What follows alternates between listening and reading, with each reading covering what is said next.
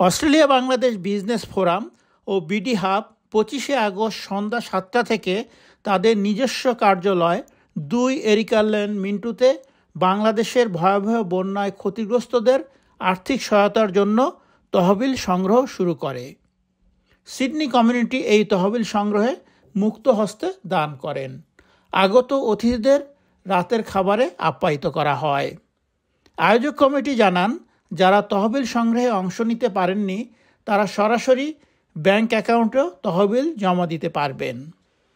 Australia Bangladesh business ফোরামের সভাপতি আব্দুল খান রতন জানান, সংগৃহীত তহবিলের সমস্ত অর্থ বাংলাদেশের বন্যায় ক্ষতিগ্রস্তদের কাছে পৌঁছে দেওয়ার জন্য প্রধান উপদেষ্টার ত্রাণ তহবিলে পাঠানো হবে।